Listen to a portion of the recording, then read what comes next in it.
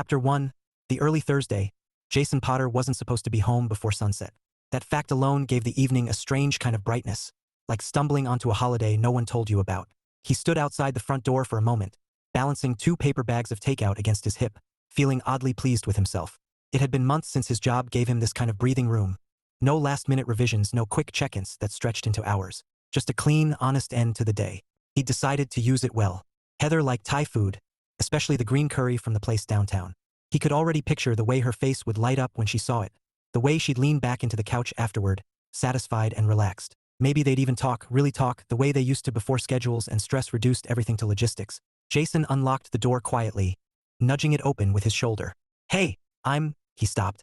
The living room looked exactly like it had for the past year. Clutter stacked in uncertain piles, dishes left half cleared. A general sense of things paused mid-effort.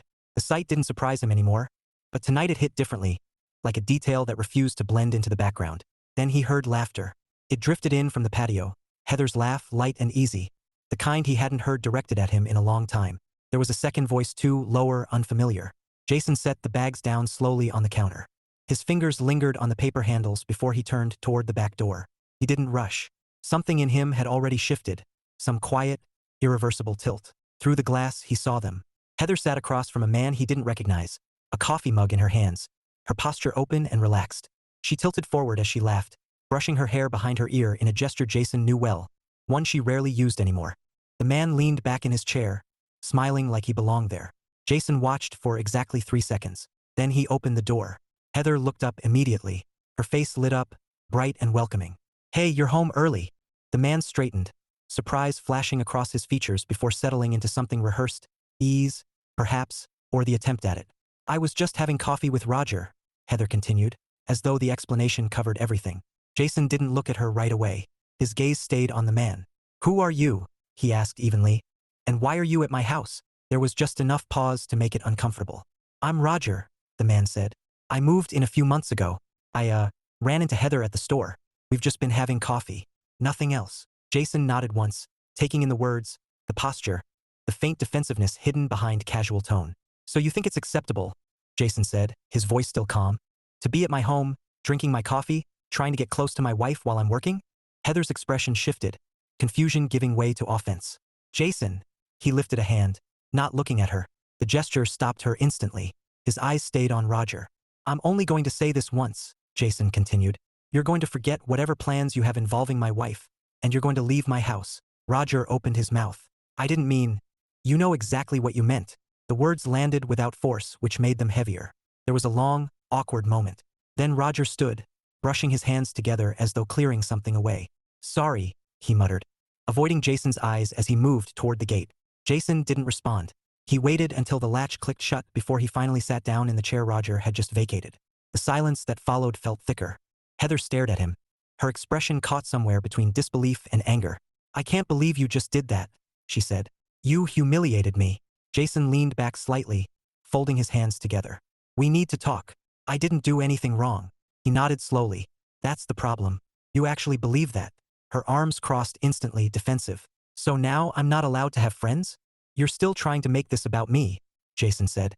"It's not." He gestured lightly toward the house behind them. "It's about me working 10, sometimes 11 hours a day to support us. It's about the agreement we made, remember that? You take some time, get your footing, handle the house while I carried the income." "I do handle the house." Jason paused. Then, without raising his voice, he said, "No, you don't." The words hung there. "I didn't complain," he continued. "I didn't keep score. When things slipped, I just picked them up. Dinner didn't get made, I cooked. Cleaning didn't happen, I cleaned. I told myself it was temporary." Heather opened her mouth, then closed it again. "But now," Jason said, "I come home and I see this," he gestured toward the cluttered interior. "And then I walk outside and find you entertaining some guy you never mentioned, like it's completely normal. We were just talking." "No," Jason said. "He was trying to get close to you, and you let him. That's not fair." "What's not fair," Jason replied, "is me realizing I don't know what you do all day, because it's not taking care of the things you said you would. And it's definitely not showing any kind of appreciation for what I've been doing." Heather's expression faltered. "I've been patient," he went on. "I've been understanding. But I'm not going to pretend this is okay anymore. I've never cheated on you." "Maybe not," Jason said, meeting her eyes for the first time since sitting down. "But you were walking in that direction with a level of comfort that tells me something's wrong." She went quiet. I don't trust this, he said simply. I don't trust what I'm seeing. And I don't trust that things are going to fix themselves. He stood, pushing the chair back gently. I'm not leaving you, but this arrangement is over. Heather swallowed. What does that mean? It means you get a job, Jason said. You start carrying your share again. Or you pack your bags and leave. Her breath caught. Those are the options? He didn't hesitate. Yes. For a moment, neither of them moved. Then Jason turned and walked back into the house, past the untouched takeout still sitting on the counter. He didn't look at it. Instead, he went down the hall, opened the door to the spare room, and began pulling drawers open with quiet efficiency. Shirts, socks, anything within reach. He gathered them without emotion, without hesitation. Behind him, the house remained still. On the patio, Heather sat frozen, replaying every word he'd said. Not the anger, not the ultimatum, but the parts that felt uncomfortably true.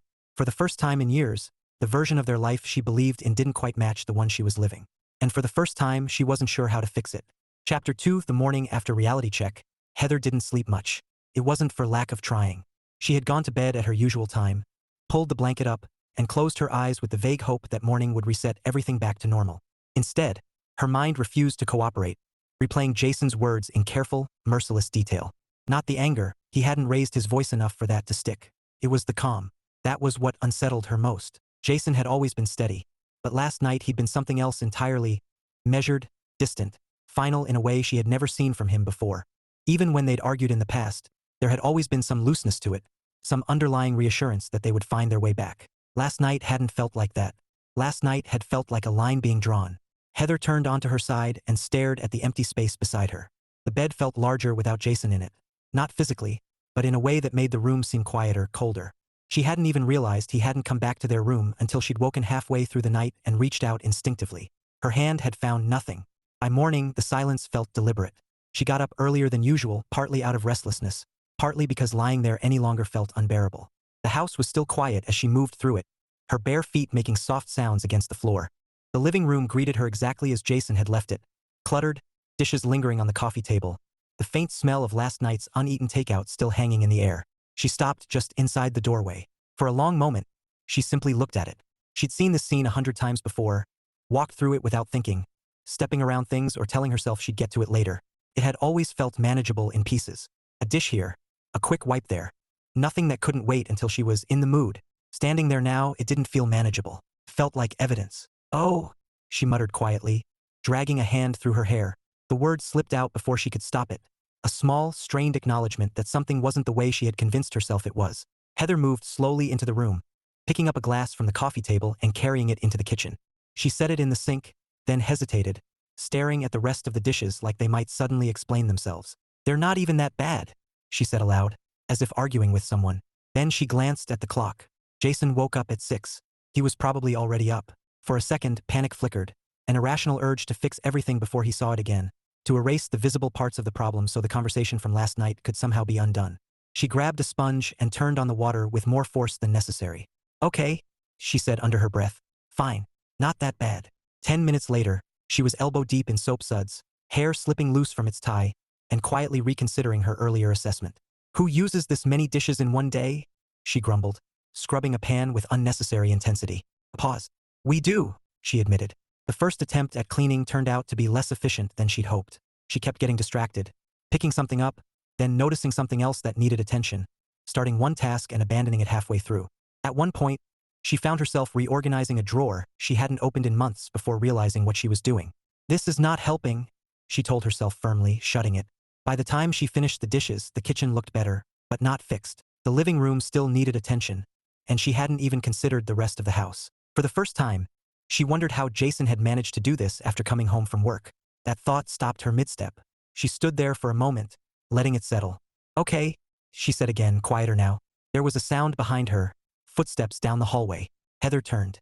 Jason entered the kitchen a second later, dressed for work, his movements efficient and unhurried.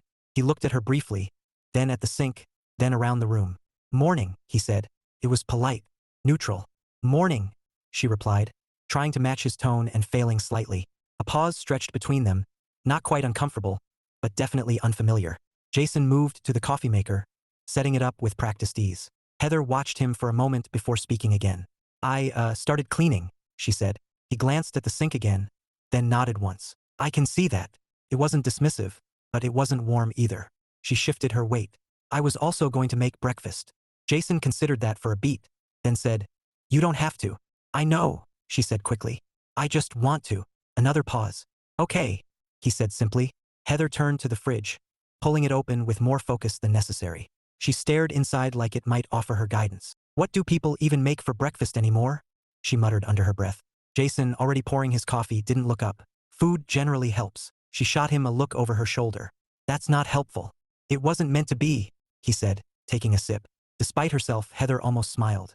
The dryness was familiar, frustrating, but familiar. It felt like a small thread connecting this morning to a version of them that still existed somewhere underneath everything else. She grabbed eggs. Okay, eggs, she said mostly to herself. People eat eggs. Strong start. She narrowed her eyes slightly but didn't respond, focusing instead on the pan. The process felt strangely complicated, like she was overthinking every step. Crack eggs, stir, heat pan, add butter. She paused. How much butter? She asked before she could stop herself. Jason took another slow sip of his coffee. Enough to make them not sad. That's not a measurement. It's a lifestyle choice. Heather huffed softly, adding butter with a touch more force than necessary. You're being annoying on purpose. Probably, he admitted. There was another brief silence, but this one felt different, lighter, almost accidental. Heather worked through the rest of the process, occasionally glancing back at the pan like it might betray her if she looked away too long. When she finally plated the eggs, she stared at them critically. They look edible, she decided. Jason stepped closer, glancing down. They do. Wow. High praise. I try not to overcommit. She set the plate down at the table, then hesitated. Are you going to eat them? Jason met her eyes for a moment, weighing something she couldn't quite read. Then he pulled out a chair and sat. Yes. It wasn't dramatic, but it meant more than she expected. Heather sat across from him, hands loosely clasped, watching as he took a bite. Her shoulders tensed slightly, waiting for a reaction. Jason chewed thoughtfully.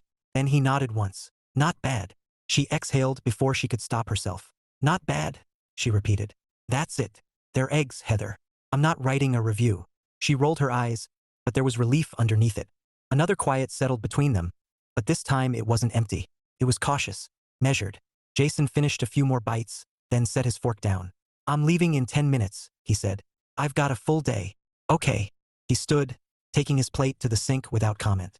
Heather watched him go, then looked down at her own untouched portion. Jason, she said suddenly. He paused, glancing back at her. She hesitated, the words catching just long enough to make them real. I'm going to fix this. He held her gaze for a moment. Then he nodded, not in agreement, not in reassurance, but in acknowledgement. Show me, he said. There was no anger in it. That was what made it heavier. Then he turned, grabbed his keys and walked out the front door, leaving Heather alone in a kitchen that looked slightly better than it had yesterday, and a lot worse than she'd ever admitted to herself. She looked around again, really looked this time. Then she pushed her chair back and stood. Okay, she said quietly, and for the first time it sounded less like a defense, and more like a decision. Chapter 3. The Accidental Job Hunt. Heather had always believed she was a capable person, confident even. It was one of those quiet assumptions she carried around without questioning, like knowing how to ride a bike or remembering the layout of the grocery store. She had worked for years before stepping away. She had handled deadlines, meetings, endless emails. She had opinions about office chairs and knew exactly which brands of coffee were worth drinking.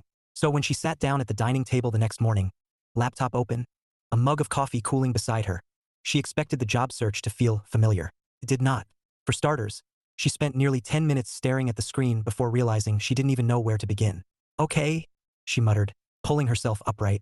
Jobs. People apply for jobs. This is a normal thing. She clicked into a job search website and typed in something generic, marketing, administration, office, then leaned back as the screen populated with listings. Dozens. Hundreds.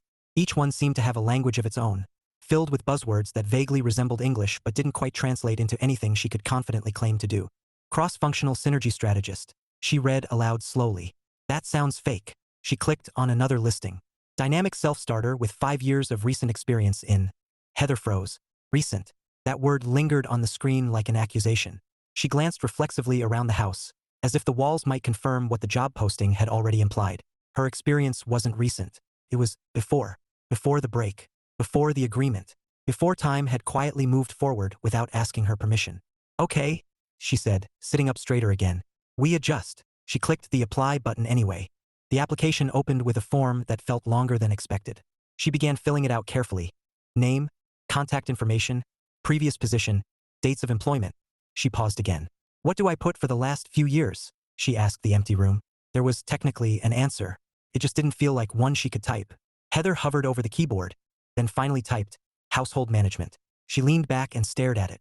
That sounds better, she decided after a moment. Better than, forgot how calendars work. The resume itself was its own ordeal. She opened an old file, squinting at the outdated formatting and slightly overconfident descriptions of her past responsibilities. Expert in time management, she read, then glanced toward the still half-cleaned living room. Let's soften that. By the time she finished editing, rewording, second-guessing, and Googling whether proficient was better than skilled, over an hour had passed. She hit submit on her first application with a surprising amount of ceremony, like she expected something to happen immediately. Nothing did. Heather exhaled. Okay, one down. She looked at the list again. A lot to go. By the third application, enthusiasm had significantly declined. By the fifth, it had developed into mild irritation. By the seventh, she was openly negotiating with herself. If they really need someone, they'll call, she reasoned. She paused. That's not how this works, she admitted, clicking on another listing anyway. The day passed in uneven bursts of progress. She alternated between intense focus and complete distraction. Checking her email too soon. Rereading job descriptions she didn't fully understand. Briefly convincing herself she should start her own business before remembering she didn't know what that business would be. At one point, she found herself watching a video titled, How to Ace Any Job Interview, taking notes with unnecessary seriousness. Maintain eye contact, she read aloud, nodding. Okay, I can do that. She stared at her reflection in the dark laptop screen for a moment, trying it. That's unsettling, she decided, looking away. By late afternoon, the initial determination had worn into something quieter, but steadier. She hadn't finished, not even close, but she had started. That mattered, or at least she hoped it did. When she heard the front door open that evening, Heather straightened instinctively, closing the laptop halfway before forcing herself to stop. No, she said under her breath. We're not hiding progress, even partial progress. She reopened it and turned toward the hallway. Jason stepped inside a moment later, loosening his tie slightly as he kicked the door shut behind him. For a second, he didn't notice her. Then his gaze shifted, taking in the table, the laptop, the scattered notes. He paused. Busy day? He asked, setting his keys down. Heather nodded, trying to match his neutral tone. Something like that. Jason stepped further into the room, glancing briefly at the screen before looking back at her. Applications. Yeah. She folded her hands together, resisting the urge to over-explain. A few. He considered that for a moment. How many is a few? Heather hesitated. 7. One of his eyebrows lifted slightly, not dramatically, just enough to register mild surprise. That's more than I expected. She blinked. Is that a compliment? It's an observation, he said, walking past her toward the kitchen. I'm choosing to take it as a compliment. That's your right. Heather exhaled softly, watching him move. The distance between them was still there, but it felt less sharp than it had the day before. I also updated my resume, she added, following him. Jason opened the fridge, scanning it briefly. Good. I didn't know what to put for the last few years, she continued. So I wrote household management. He paused, hand still on the fridge door. That's not entirely inaccurate. She blinked. That sounded like a joke. It wasn't, he said, grabbing a bottle of water. Running a household is work. The issue isn't that you weren't doing anything.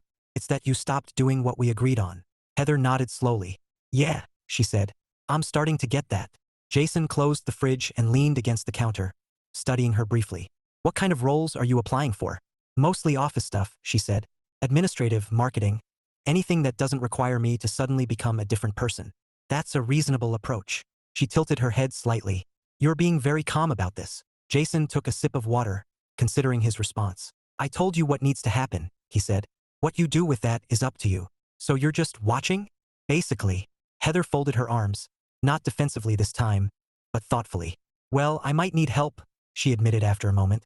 Jason's expression didn't change much, but there was a flicker of something. Interest, maybe. With what? She gestured vaguely toward the laptop. All of it.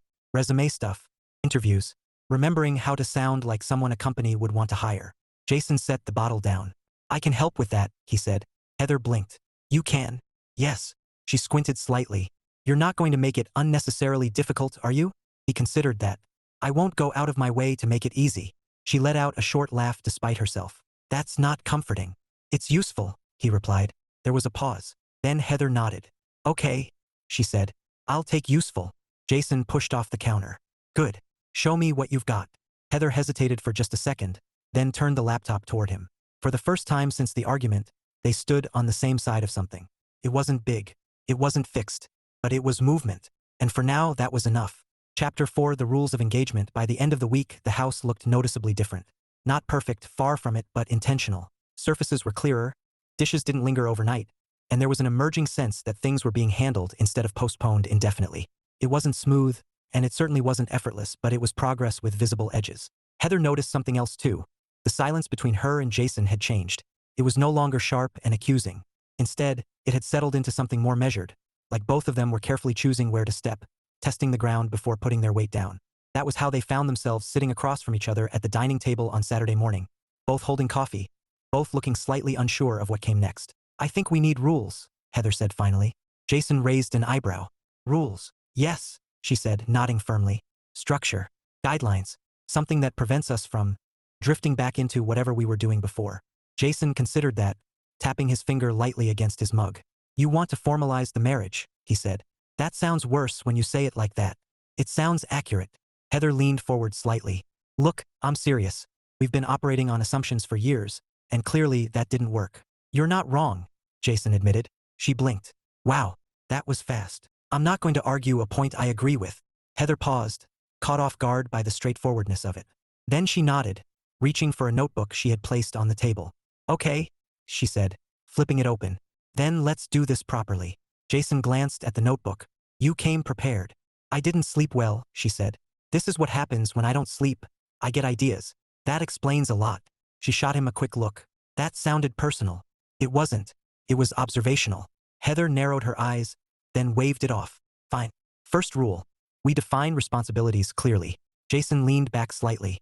Define clearly. She tapped her pen against the page. As in, who is responsible for what? Not we'll both handle it, or we'll figure it out. Specific things. And if something changes? He asked. Then we talk about it, she said.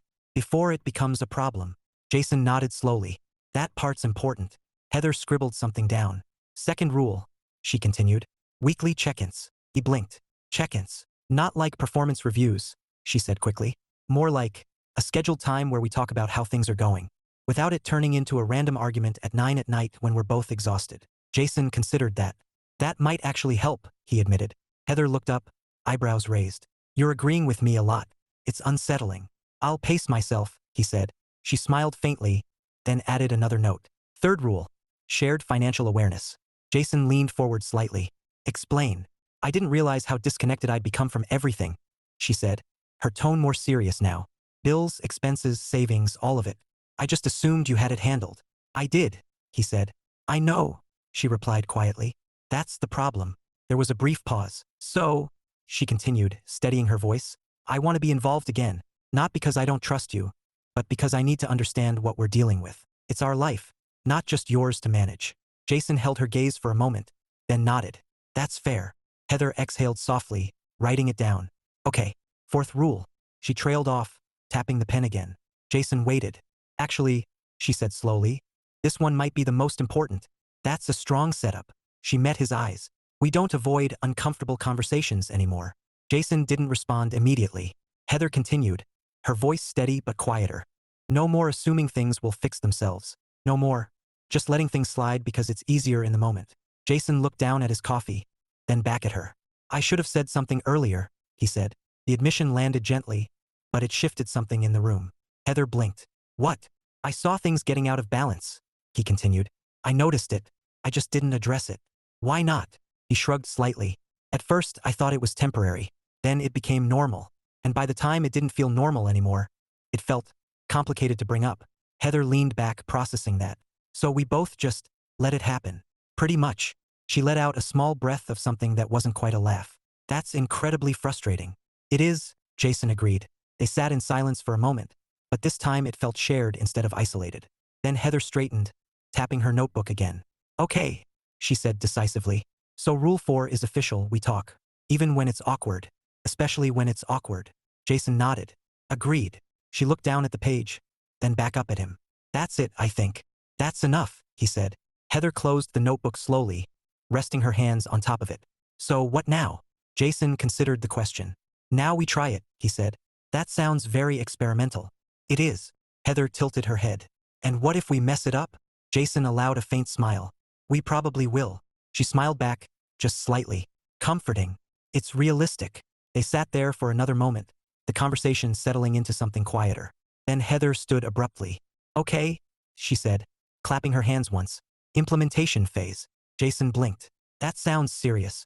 It is serious, she said, already moving toward the kitchen. We have a system now. Systems require execution. Jason watched her open the fridge, inspect its contents, then close it again with a thoughtful frown. What are you doing? He asked. Planning dinner. It's 10 in the morning. Preparation is key. He shook his head slightly, pushing himself up from the table. I'll help, he said. Heather paused, turning to look at him. You don't have to. I know, he replied. But I'm part of the system now, apparently. She studied him for a second, then nodded. Okay, but just so we're clear, if this turns into a disaster, I'm blaming the new structure. That seems unfair. It's strategic. Jason huffed a quiet laugh, stepping beside her. For a moment, they both stood there, looking into the fridge like it contained some kind of answer. Then Jason reached past her, pulling out a container. We can work with this, he said. Heather leaned slightly to see. That's leftovers. Exactly. She considered that. Efficient. Practical. Heather nodded slowly. Okay, she said. I like this version of us. Jason glanced at her briefly. Let's see if we can keep it, he said. There was no certainty in his tone, but there was something else. Willingness. And for the first time in a long while, that felt like enough to move forward. Chapter 5, The First Paycheck in Pride. The email arrived on a Tuesday afternoon. Heather saw the subject line first, offer of employment, and immediately assumed it was a mistake. No, she said to herself, blinking at the screen as if it might correct itself. No, they don't just send those. Her hand hovered over the trackpad, hesitating just long enough to stretch the moment into something unbearable. Then she clicked. She read the first line once, then twice, then a third time, slower, as if the meaning might shift if she approached it carefully. Didn't. They were offering her the job. A real one. With hours. With pay. With expectations that extended beyond remembering to load the dishwasher before noon. Heather leaned back in her chair, a strange, disbelieving laugh escaping her before she could stop it. Oh my God, she whispered. They actually hired me. She sat there for a moment, staring at the email like it might vanish if she looked away. Then she looked around the house, as if she needed a witness. There's no one here, she reminded herself.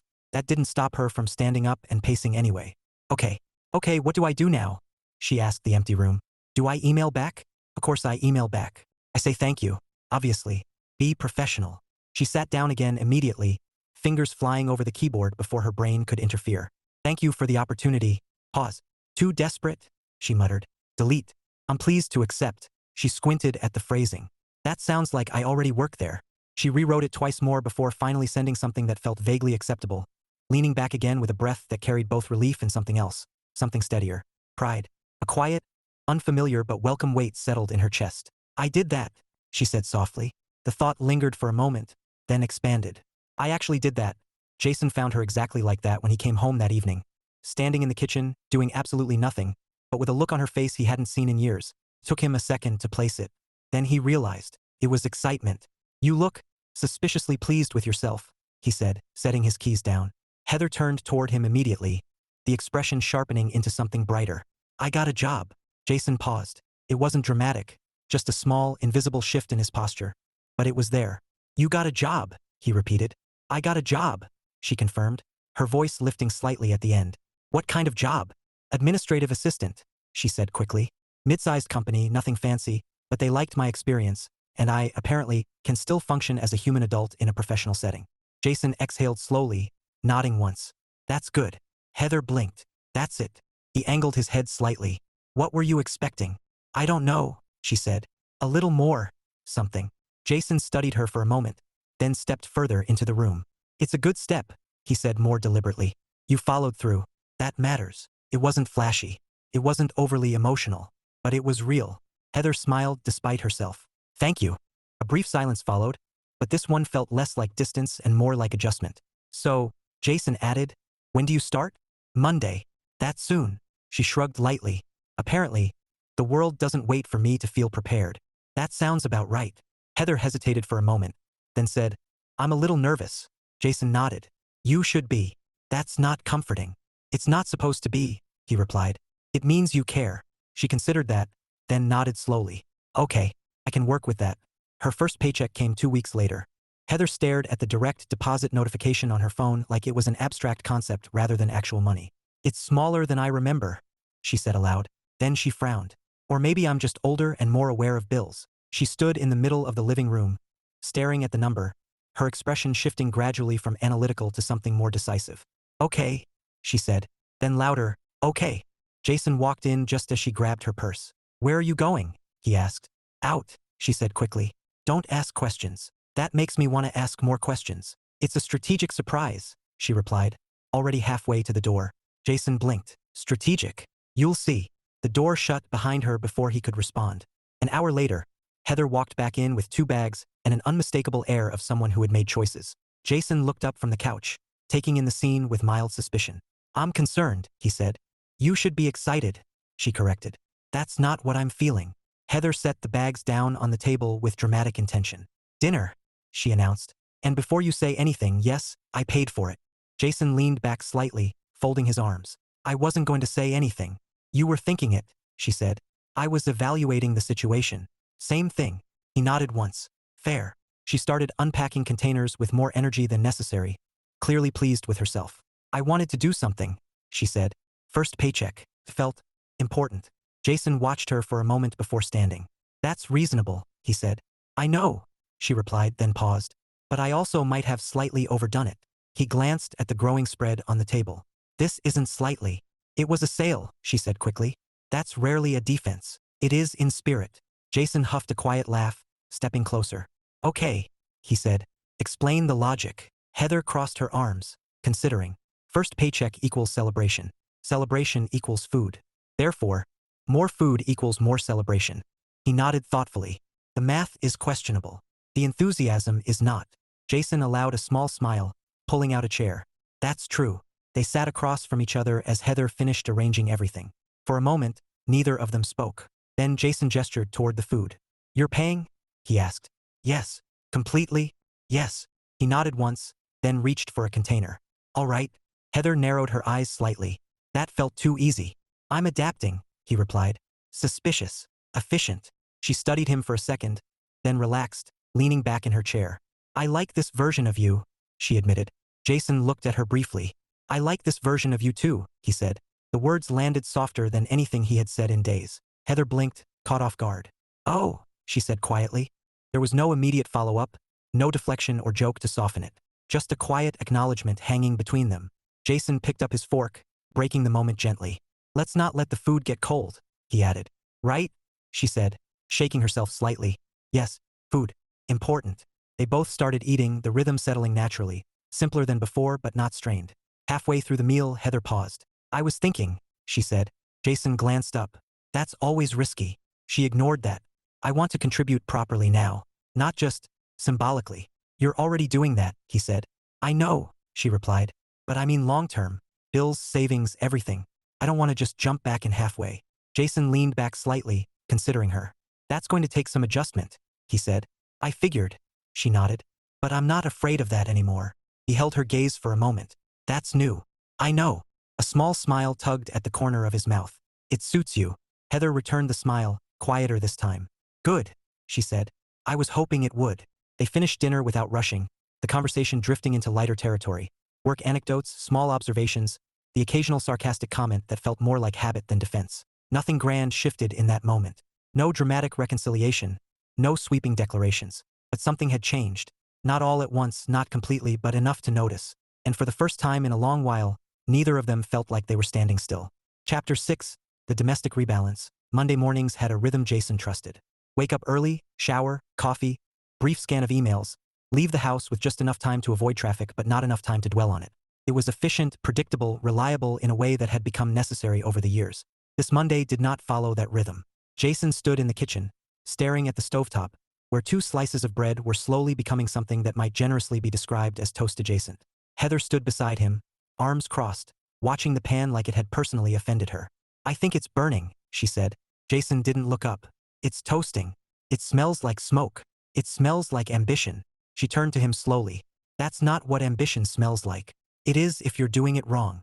Heather reached forward and flipped one slice. The underside was significantly darker than intended. She blinked. "That's a problem. It's a learning experience." "For who?" "For both of us." he said, finally glancing at her.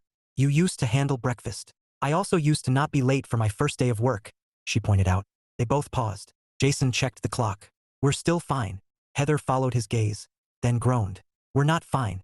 We're barely acceptable. Which is worse. He shrugged. We'll adjust. She grabbed the spatula again, sliding the toast onto a plate with decisive finality. New rule, she said. No experimental cooking on time-sensitive mornings. Jason nodded approvingly. That's a solid rule. They stood in silence for a moment, both looking at the plate. Then Heather sighed. Okay, we don't have time for this, she said, grabbing her bag. I'll just grab something on the way. Jason picked up his keys. Same.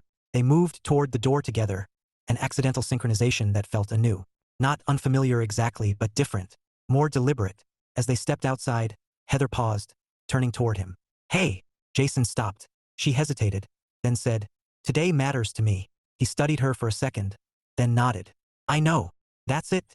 She asked. He tilted his head slightly. Do you need a speech? Not a speech, she admitted. Maybe just acknowledgement. You're starting something, he said. You worked for it. That matters. Heather held his gaze for a moment, then smiled faintly.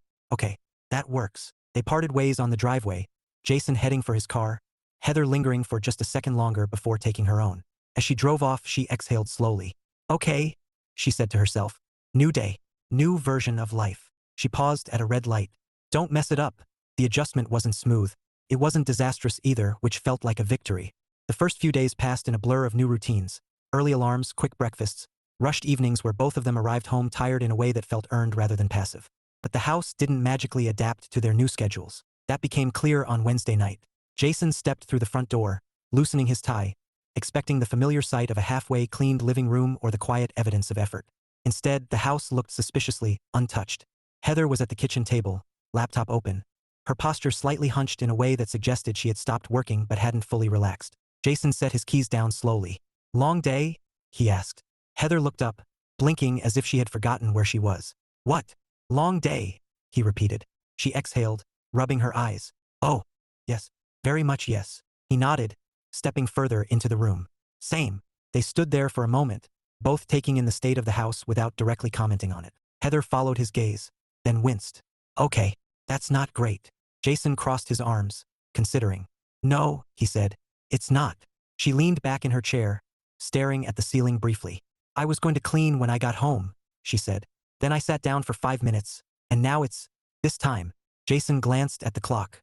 2 hours later. Time is a construct, she muttered. Not when the kitchen looks like that. Heather sat up, pushing her chair back. Okay, fine. I'll do it now. Jason shook his head slightly. No, we'll do it. She paused. We? Yes. Heather narrowed her eyes. That sounds like shared responsibility. I thought you were observing. I am, he said. But I also live here, and we already agreed things aren't one-sided anymore. She studied him for a second, then nodded slowly. Okay, that's fair. He loosened his tie completely, setting it aside. Strategy? He asked. Heather blinked. Strategy? Yes, we're not just wandering into this. Divide and conquer. She considered that, then pointed toward the sink. You take dishes. I'll handle the living room. Jason nodded once. Efficient. They moved at the same time, falling into a rhythm that felt awkward at first but quickly became something else. Coordinated, if a little uneven. Heather started clearing the coffee table, stacking dishes, straightening pillows, removing items that had accumulated without purpose. Jason tackled the kitchen, rinsing plates, loading the dishwasher, occasionally glancing over his shoulder as if checking on her progress without making it obvious. You missed a cup, he said at one point.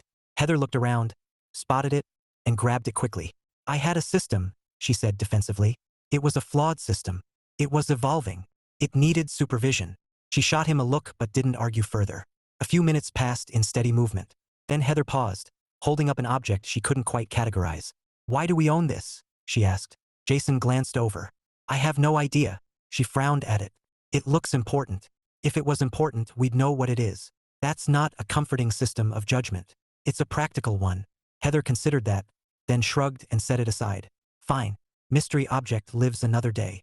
Jason huffed a quiet laugh, returning to the dishes. The cleaning continued in this fragmented, slightly disorganized way, but something about it worked. Not because it was perfect, because it was shared. When they finally finished, the house looked better. Not pristine, not magazine-ready, but lived in, maintained, cared for. Heather leaned against the counter, breathing out slowly. Okay, she said. That was manageable. Jason dried his hands with a towel, nodding. It didn't collapse into chaos. That's a win. He glanced around the room. It's also sustainable. If we keep it up. Heather tilted her head slightly. That sounds like a warning. It's an observation. She smiled faintly, shaking her head. You really like that word. It covers a lot of ground. She pushed herself off the counter, walking toward the fridge. So, what's next? She asked. Jason raised an eyebrow. You just finished cleaning and you're already asking what's next? I'm building momentum, she said. Don't interrupt it. He considered that, then nodded. Dinner. Heather opened the fridge, stared inside, then closed it again. That's an excellent question. Jason stepped beside her, opening it again and studying the contents more critically. We have ingredients, he said. That's optimistic. It's accurate. She leaned against the counter, arms crossed. Are we cooking again? Because last time felt like a mild emergency. Jason glanced at her. We could try something simple. Like, he thought for a moment. Pasta. Heather nodded slowly. Pasta feels safe. It is safe. She pointed at him. You say that like it's a challenge. It's not. She smiled slightly. Okay, she said. Let's try not to ruin it. Jason reached for a pot. No guarantees, he said. Heather grabbed the pasta box, holding it up like a plan. Forward momentum, she said. Jason glanced at her just briefly, but the look carried something new. Forward momentum, he repeated. And for the first time, it didn't feel like they were recovering from something. It felt like they were actually building it. Chapter 7. The honest apology. It happened on a Thursday night. There was nothing particularly special about the day itself. No milestone, no argument, no moment that demanded resolution. Jason came home at his usual time, loosened his tie in the same practiced motion, and stepped into a house that was, for once, already in order. Heather was in the kitchen, leaning against the counter with a glass of water, staring at nothing in particular. She looked up when he entered. Hey, she said. Hey. There was something in her tone. Quieter than usual, steadier. Jason noticed it immediately, the same way he noticed changes in spreadsheets or schedules. Small shifts that carried meaning. He set his keys down. Everything okay? He asked. Heather nodded, then shook her head slightly. Yeah, no. I mean yes, but also I need to talk to you. Jason paused. The phrasing was familiar, too familiar, but it didn't carry the defensive edge he expected. Instead, it felt deliberate. Okay, he said, setting his jacket over a chair. Talk. She gestured toward the table. Sit. Jason studied her for a second, then complied, pulling out a chair. Heather sat across from him, her hands resting flat against the surface like she was anchoring herself. For a moment, she didn't speak. Jason didn't interrupt. Finally, she exhaled. I've been thinking about everything, she said. Not just the past few weeks. Like, everything. Jason leaned back slightly, waiting. Heather gave a short, uncertain laugh. Turns out I had a lot of time to think before. I just didn't. He didn't smile at that, but his expression softened just slightly. I owe you an apology, she said. The words were clear, direct. Jason didn't respond right away. Heather went on. And not the kind where I explain things or justify anything. Just an actual apology. She swallowed, her gaze steady now. I took advantage of you. The statement hung in the air, heavier than either of them expected. Jason's posture shifted, not dramatically, but enough to register that he was listening differently now. Heather continued, her voice calm but unsteady underneath. You didn't make me feel bad about it, she said. You didn't pressure me. You didn't complain. You just kept stepping in when things weren't getting done. She glanced toward the kitchen, then back at him. And I let you. For a long time. Jason exhaled quietly but said nothing. I told myself it was temporary, she said. That I just needed time to recover, and then I'd get back on track. But instead of getting better, I just got comfortable. And then I got lazy. She paused, letting the words sit there. I stopped thinking about what you were carrying, she added, because it was easier not to. Jason's eyes dropped briefly to the table, then back to her. Heather folded her hands together. And the thing with Roger, she said, grimacing slightly. I didn't think about it the way you did. Not even close. But that's the problem, isn't it? She leaned forward just a little. I should have thought about it that way. I should have known that wasn't okay. Jason finally spoke. What did you think it was? Heather hesitated. Harmless, she admitted. Just someone to talk to during the day. Someone who wasn't part of the routine. Jason nodded once, absorbing that. And now? He asked. She met his eyes directly. Now I think it was careless, she said. And disrespectful. Even if I didn't mean it to be. The honesty landed differently than anything she had said before. No defensiveness. No redirection. Just ownership. Jason leaned back, considering her words carefully. You didn't hide it, he said after a moment. Heather shook her head. I didn't think I needed to, she replied. Which is worse in a way. He didn't disagree. I wasn't trying to cheat on you. she added quickly. I know, he said. She blinked, caught off guard. You do. Jason nodded slowly. If you were trying to hide something, you would have handled that differently, he said. What bothered me wasn't that. It was how normal it felt to you. Heather winced. Yeah, she said quietly. I see that now. A silence settled between them, but it wasn't tense. It was reflective. Heather shifted slightly, her voice softening. I forgot how to show you that I love you, she said. Jason's gaze lifted, meeting hers more directly. She didn't look away. I still do, she continued. I didn't stop loving you. I just stopped acting like it mattered. Jason let out a slow breath, the words hitting somewhere deeper than he expected. That's not a small thing, he said. I know, she replied. That's why I'm saying it. Another pause. Then Jason rubbed a hand over the back of his neck, something he did when he was thinking through something complicated. I'm not innocent in this either, he said. Heather frowned slightly. What do you mean? I should have said something earlier, he replied. I saw the shift happening. I noticed things weren't lining up with what we agreed on. I just didn't push it. Why? She asked. He shrugged lightly. Because I didn't want it to turn into a fight. Because it felt easier to just handle things myself than to risk making it worse. Heather stared at him. That didn't make it better, she said. I'm aware of that now, he replied. She leaned back slightly, processing. So we were both avoiding it, she said. Pretty much. And hoping it would fix itself. More or less. Heather let out a soft huff of disbelief. That's incredibly inefficient. Jason allowed a small smile. It is. They sat there for a moment, the tension of old misunderstandings slowly dissipating into something clearer. Then Heather spoke again.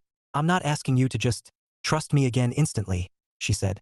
I know that's not how this works. Jason nodded. It's not. But I am asking for the chance to keep proving that I mean what I've been doing these past few weeks, she continued. Because I do. This, she gestured between them, matters to me. You matter to me. Jason held her gaze, searching for any trace of hesitation or uncertainty. There wasn't any. That's been consistent, he said. Heather blinked. What? The effort, he clarified. You've actually followed through. She let out a small breath she hadn't realized she'd been holding. Good, she said quietly. That matters more than anything you could say, he added. Another silence, but this one felt lighter. Heather tilted her head slightly, studying him. So where does that leave us? She asked. Jason considered the question. Not fixed, he said. Fair. But not where we were either. Heather nodded slowly. Also fair. He leaned forward slightly, resting his forearms on the table. We're rebuilding, he said. That takes time. I can do time, she replied. Jason watched her for a moment. I know, he said. The simplicity of it landed with more weight than anything else. Heather smiled, small, genuine. Okay, she said. Jason stood, stretching slightly. All right, he added. Enough emotional growth for one evening. She laughed softly. That's your limit? It's a reasonable limit. She stood as well, moving toward the kitchen. Dinner? She asked. Jason followed, glancing at the counter. What's the plan? Heather hesitated, then smiled faintly. Something simple, she said. And not experimental. Jason nodded. I support that decision. They moved around each other easily, not perfectly in sync, but close enough that it didn't feel forced. And as they worked, quietly, comfortably, it was clear that nothing had magically resolved. But something had shifted. Not back to what they had before. Forward to something better. Chapter 8, A Different Kind of Future. It wasn't a grand gesture that marked the shift. There was no champagne, no dramatic declarations, no sudden realization that everything had fallen perfectly into place. Instead, it arrived quietly on a Sunday afternoon, while Jason stood in the kitchen trying to decide whether the leftovers in the fridge could reasonably be turned into something resembling dinner. Heather stood beside him, scanning the options with equal seriousness. This is a puzzle, she said. It's not a puzzle, Jason replied. It's leftovers. That's what people say before they underestimate situations, she countered. Jason glanced at her. You're giving this more weight than it deserves. I'm giving it the respect it demands. He opened a container and frowned slightly. I don't know how long this has been here. Heather leaned closer, examining it as though it might reveal its timeline. It looks fine, she said after a moment. That's not a reliable standard. It's an optimistic one. Jason closed the container. We're not using it. Heather sighed dramatically. Fine. Reject it. Be afraid of opportunity. It's not opportunity if it makes us sick. That's a limitation mindset. Jason reached into the fridge again, pulling out something else. This, he said, holding it up, is still usable. Heather tilted her head. Pasta again? Pasta has been consistent. It's been persistent, she corrected. There's a difference. Jason set the container on the counter. We're working with what we have. Heather crossed her arms, pretending to consider it more deeply than necessary. All right, she said finally. But we should add something. Feels incomplete. What do you suggest? She scanned the fridge again, then smiled slightly. Vegetables. Jason blinked. You said that like it was a revelation. It is, she replied. We're evolving. He shook his head, but there was a faint smile tugging at the corner of his mouth. You cut them, he said. I'll handle the rest. Heather reached for the cutting board without hesitation. See? She said. This is teamwork. This is efficiency. It's both. She started chopping, slightly uneven at first, then gradually more precise as she settled into the motion. The kitchen filled with quiet sounds, knife against board, the hum of the stove, the occasional clink of utensils. It wasn't silent, but it wasn't forced conversation either. It was comfortable. At some point, Heather glanced at him. Hey, she said. Jason didn't look up immediately. Yeah. She hesitated for a fraction of a second. I like this, she said. He paused, then glanced over. Cooking? Yes, she said, then shook her head. No, like this. Jason turned back to the pan, stirring slowly. It's less complicated, he said. Not less complicated, she corrected. Just more honest. He considered that. Fair. Heather finished slicing the vegetables and slid them toward him. I didn't realize how much we were avoiding before, she added. Not just the big stuff. The small stuff too. Jason added the vegetables to the pan, watching as they sizzled lightly. It adds up, he said. Yeah, she replied. It really does. For a moment, neither of them spoke. Then Heather leaned back against the counter, her expression thoughtful. I've been thinking about something else, she said. Jason glanced at her briefly. That's always a lead-in. It's not a dangerous one, she assured him. That's what you said last time. That was different, she said quickly. This is quieter. Jason nodded slightly. All right. Heather took a breath. The whole future thing, she said. He stilled for just a moment, then resumed stirring. Okay. I know we stopped talking about it, she continued. Or, well, I stopped talking about it mostly. Jason didn't interrupt. I think part of that, she added, was because I didn't feel like I had my footing anymore. It was easier to push it off than admit that. Jason turned off the burner, letting the food settle. You mean starting a family, he said. Heather nodded. Yeah. Another quiet moment passed. Not tense, not uncertain, just careful. I'm not saying we need to decide anything right now, she said. I just don't want it to be something we avoid anymore. Jason leaned back slightly, considering her. That's fair. She studied him. That's it. What were you expecting? He asked. I don't know, she admitted. More resistance? He shook his head. Timing matters, he said. Before, it felt like something we were supposed to do. Now, he trailed off. Heather tilted her head. Now what? Now it feels like something we'd actually choose, he finished. She held his gaze for a moment, then smiled softly. I like that. Me too. The simplicity of it carried more weight than any long conversation they had avoided before. Jason reached for 2 plates, dividing the food between them with practiced ease. Heather grabbed utensils, setting the table without needing to be asked. They sat across from each other, just like they had so many times before. But this felt different. Not new, not exactly. Recognizable, but corrected. Heather took a bite, then nodded approvingly. Okay, she said. This works. High praise, Jason replied. I don't overcommit. He smirked slightly. You've been learning. From the best, she said lightly. They ate in comfortable silence for a few minutes before Heather spoke again. I'm glad you didn't give up, she said. Jason looked up. On what? On us, she clarified. He considered that. I wasn't trying to end it, he said. I just wasn't going to ignore it anymore. I know, she replied. That's why it worked. He studied her for a moment. You met me halfway, he said. Heather shook her head slightly. Further than halfway, she admitted. I had more distance to cover. Jason didn't argue. That's true, he said. She smiled faintly. But you stayed, she added. He leaned back slightly. So did you, he pointed out. Heather considered that, then nodded. Yeah, I did. They let that settle, neither needing to expand on it. Because the truth of it was already clear. Not perfect, not effortless, but real. After dinner, they cleaned the kitchen together without discussion. Automatic, coordinated in a way that no longer required planning or negotiation. It wasn't about keeping score anymore. It was about maintaining something they both understood.